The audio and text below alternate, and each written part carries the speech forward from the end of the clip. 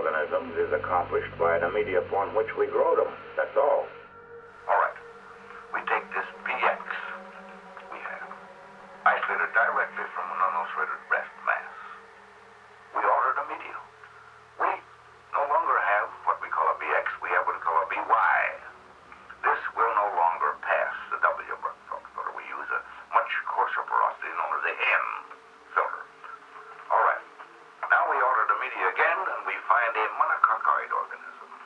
This organism can be seen readily with the good research microscope, with a proper staining and method, and we find it only in the monocytes of the blood. Now, we alter the media once again.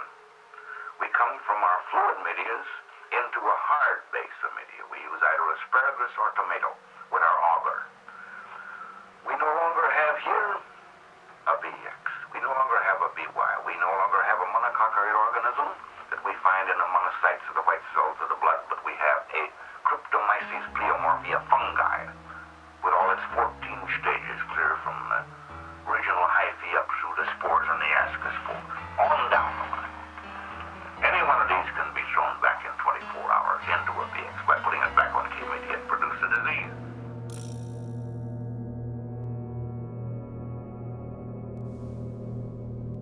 Knowledge of this fungal transitional state came to Rife through independent research being conducted by another bacteriologist, Dr. Cameron Gruner of Canada.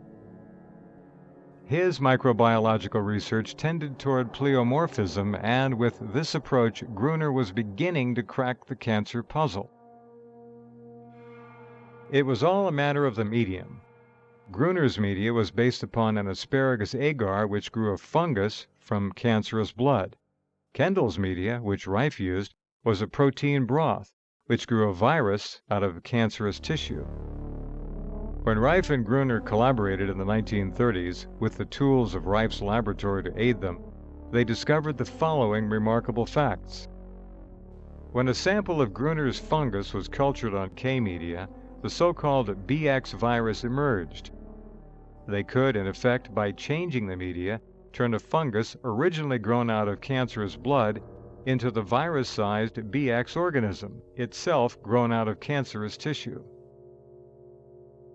To further confirm the connection, they tried culturing Rife's BX in Gruner's asparagus agar. The result, BX changed into Gruner's fungus. These experiments were repeated hundreds of times and in the end left no doubt in the mind of Rife or Gruner. There is a microorganism associated with cancer, and it is, by nature, pleomorphic.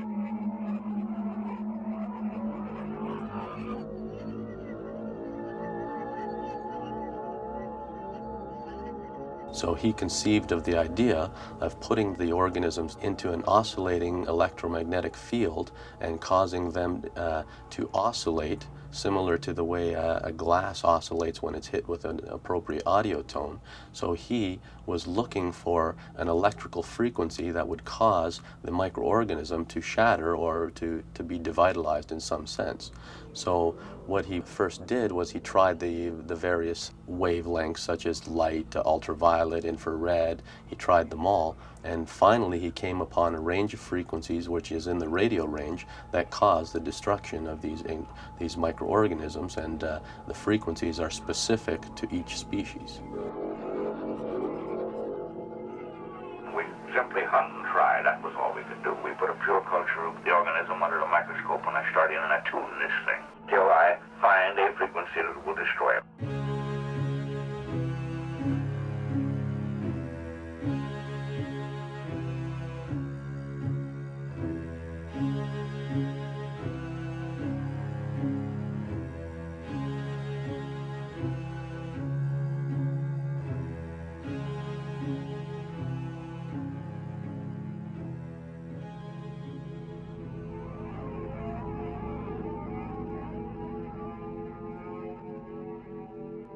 By the end of 1932, Rife had isolated a virus from cancer. He had developed a unique culturing technique to sustain it and to make it visible. He had fully explored its various physical properties and had discovered additional transitional forms of the microbe. He had transplanted it into laboratory animals, producing the disease conditions resulting in tumor growth. And then he had found the mortal oscillatory rate of the virus and destroyed it with his beam ray instrument under the microscope. But one test remained. Could the beam tube kill the microorganism inside the body of a host? Rife had established annihilation of the virus in vitro, but could it be done in vivo? And further, if it killed the organism, would it cure the disease? Pleomorphists, like Rife, believe that the relationship between a germ and a disease is more complex than a simple cause and effect arrangement. As we have seen, the arrival of a microorganism in a body does not necessarily always come from an external source, but may instead be, as some claim, the result of a pleomorphic transition from another form of the germ that is already inside the body. Would this complicate the notion of killing the germ and thus curing the disease? I guess with allopathic medicine, though, in the germ theory, the basis says that we are attacked by external microbes, viruses, bacteria, and anything in between, and that's what's infecting our body. But a pleomorphist would say that if the environment is right in our body, yeah, that can happen, but at the same time, any existing microbes we have in our body can have evolved to a higher pathological form and create disease. Okay, so as we pollute our bodies more and more with physical toxins, emotional toxins, etc., yeah, it lays the foundation for disease to develop, where one microbe can be a virus, a bacteria, or a fungal form, depending on its environment. That itself is a very controversial notion. Of course, yeah, it threatens the whole foundation of medicine, which is the germ theory. Do you have any theory at all as far as malignancies are concerned in relation to oxygenation of the individual cell, or you just kill them off with frequency? Well, we devitalize them by this frequency in the work we've done thus far with this thing.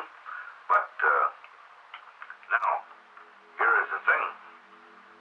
The effect of a disease on an individual depends greatly upon the balance of the metabolism of that individual from a neutral pH. Because I sincerely believe if the body is in an absolute normal pH, it's susceptible to no disease. Because in our test tube showed that it won't anything grow on a neutral pH medium, regardless of what kind of a medium, whether it may be, whatever it is. So what it means is you have to have a pre-existing condition in the terrain for the microorganism to take root or take hold. And then the microorganism will adjust the terrain again to make it its own environment more permanently. They do this by producing their own species-specific acids. They convert acids that come into the system into, for instance, mucorracemiosis would convert it to lactic acid, and Aspergillus niger would convert it to citric acid. But these are the acids that they use in their environment. They're their nutritive medium. And they create them themselves.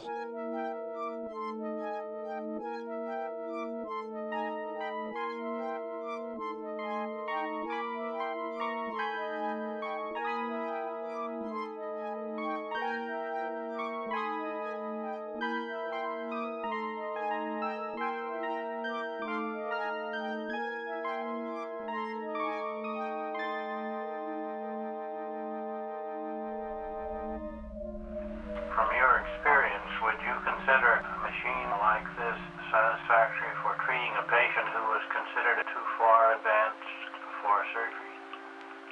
Yeah. Because our 16 cases we had in La Jolla, you can imagine what they gave us, you know.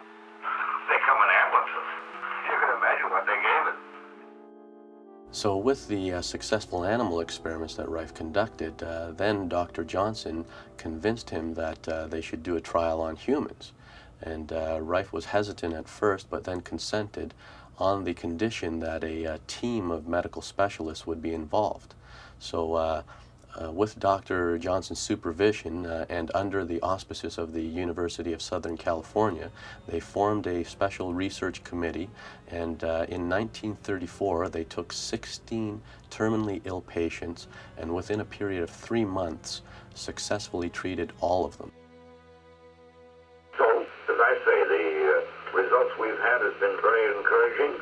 We had a clinic in 34 in La Jolla. Dr. Milbeck Johnson, a friend of mine, that was in Los Angeles. Well, he was one of the big brass of the Pacific Mutual Life Insurance Company, a multimillionaire. Incidentally, he was a medical politician, and he had the big whip. He could kind of show these boys in shape a little bit. So we had this clinic. I didn't want to go it, but he said, all right, let's go ahead. That was just shortly after Miss Ellen Scripps died out there, and he rented a whole Ellen Scripps home. We ran a clinic out there.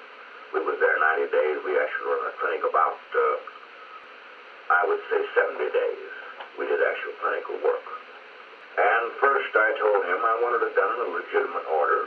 I said, I want you to surround on this committee with us a group of 6 of the biggest men you could pick in the United States. I said, you're a politician enough, you can do that. Which he did. He got Fisher of New York, he got Waylon Morrison, he got George Stocks of Pasadena, and so on. And I said, I want as our pathologist, I want Alvin Ford, which is a friend of both of us, of course. Well, he says, good Lord, he says, you've looked at 1,000 tissues to Alvin's one. It don't make any difference. I said, he is the president of the American Association of Pathologists, and I said, I want his name on every one of the cases we treat. Now I said, I want you to organize a special medical research committee under a bona fide university, which we did under the University of Southern California. Dr. Johnson, well, he carried a weight there too. What we did is we run the clinic. We got through. We did all the reports, photographs before and after, this, that, and the other. At the end of the time when we had our meeting, Los Angeles Athletic Club up there, why, this board pronounced 14 of our cases clinically cured. 14 of the 16 patients were successfully treated in the first 70 days, and the remaining 2 were pronounced cured by Dr. James Couch after 3 more weeks treatment with Rife's beam ray.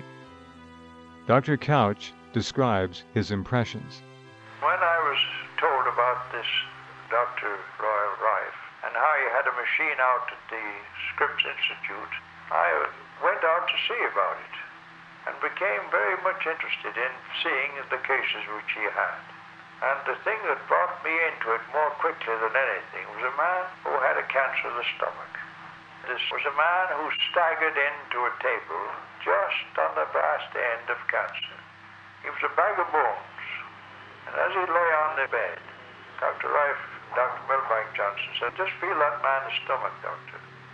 So I put my hand on his stomach, which was one solid, hard mass, about just what I could cover with my hand.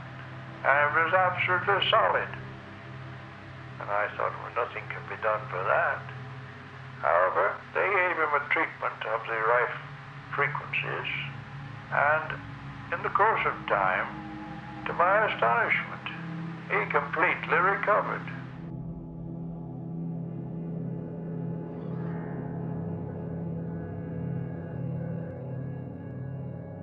How many times and what was the extent of each treatment, Dr. Well, we used 3 minutes on each treatment. And we found that the patients we treated twice a week, we got better results than the one we treated every day, simply because when we broke down, devitalized this virus or organism in the tissues of the body, it gives the lymphatic system a chance to absorb it and take it up and cast it off. We treated half of them every day and half of them twice a week. And the ones we treated twice a week, we got better results. The following years saw a tireless push by Dr. Johnson as he sought to have Rife's work in cancer independently verified in other laboratories. They approached the Hooper Foundation and the International Cancer Research Foundation, 2 prestigious institutions which had the money and the clout to proceed seriously with the work. And there was an advanced laboratory in New Jersey operated by Dr. John Burnett, a man who had more than a professional association with Rife. Well, Dr. Burnett's connection to Rife was through his wife, who was one of the Timken sisters.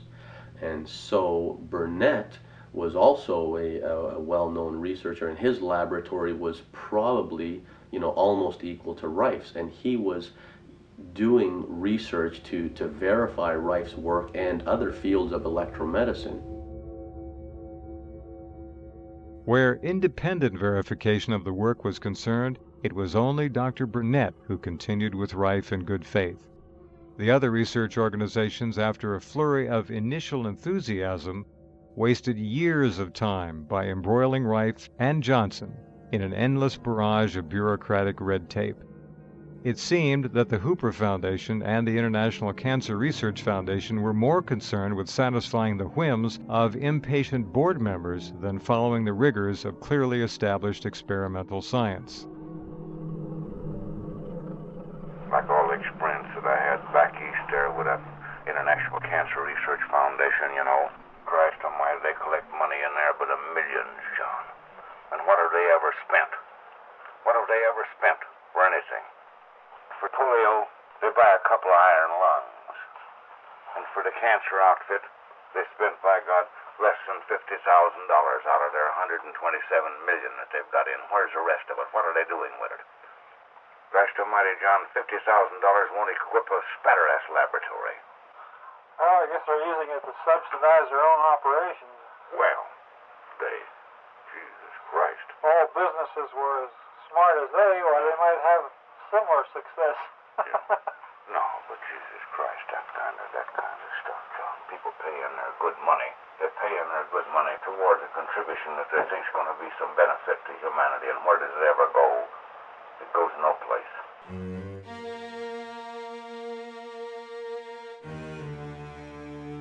As a consequence, we've lost millions of people from disease that could have been healed by Rife's machines. Well, we're losing 250,000 people every year on cancer right now. This is published figures, Of course, the American Medical Association standard required that there be at least 5 years of successful operation before it be recognized as a possible treatment for this sort of thing. So time was passing and everybody was getting impatient. The successful cancer clinic in La Jolla demanded 2 necessary courses of action. 1, to get independent verification of the microbiology involved, a cooperation that was proving quite difficult for Dr. Johnson to engineer. The other necessary course of action was obvious: more experimental therapy on sick people with the beam ray. So with that initial success, Dr. Johnson also ran clinics of his own where he treated a variety of diseases, including even cataracts and tuberculosis and various illnesses. And there was also a few other doctors. There was one doctor named James Couch, who ran the machines in his clinics and had astounding success. There was one doctor, Dr. Hamer, who was treating about 40 patients a day. As a matter of fact, he was so busy using the machine that he had to hire a couple of technicians to run the machines. Dr. Rife evaluated it, 34, and proved it conclusively that it was absolutely perfected then. The process lingered, and then Milbank Johnson took it up to Pasadena and ran some more clinical tests in 36, 37, which were very successful.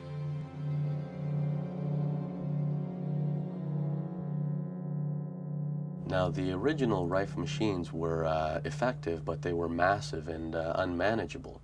So Rife wanted to build a new series of instruments that would not only be more modern with the advancements in electronics, but be more compact and manageable so that they could be used in a clinical setting.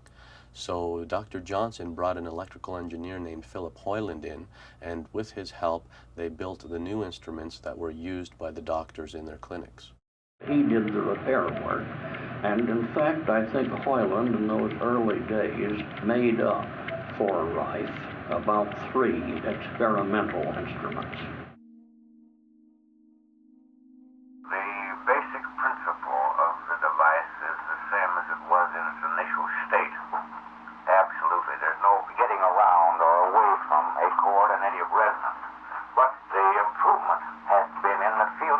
electronics itself, in the devices that we can obtain, such as tubes and transformers and rectifiers and chokes and grid biases and whatnot to install in there, you see. Greatly improved over the old original outfit. The old original outfit's all here. It's all down here. There's a row of it down there, clear across this whole floor. It appears that Philip Hoyland joined the ranks of the Rife Research Lab shortly after the first cancer clinic in La Jolla.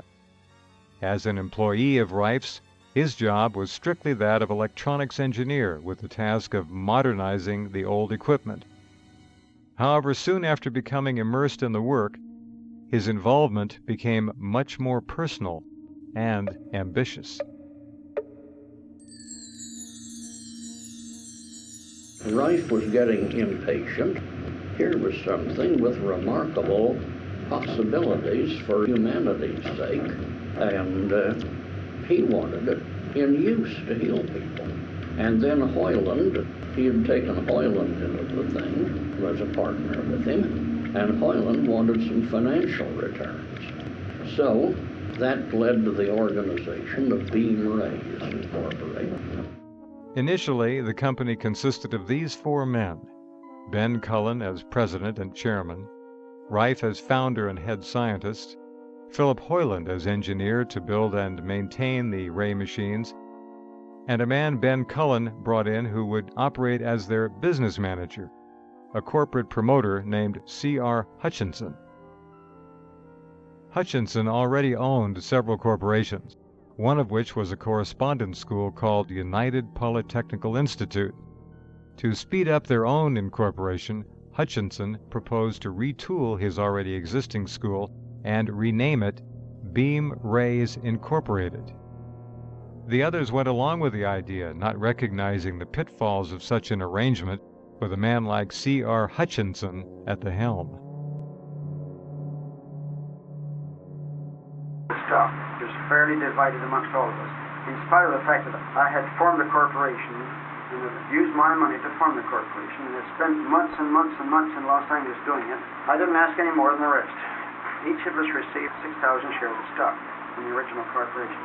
It was a closed corporation, and we were doing very well. And we were putting some money in the bank every month because we were receiving orders from farther and farther around.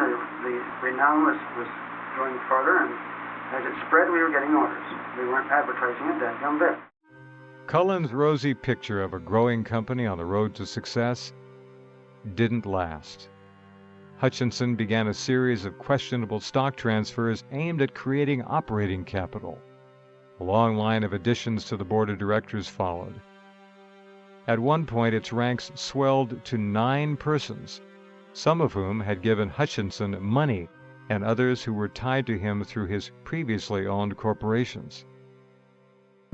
There was also the hard reality that the Beam Rays stock itself was practically worthless. The company owned no patent on the device that they manufactured. On its own, the Beam Ray machine was unpatentable.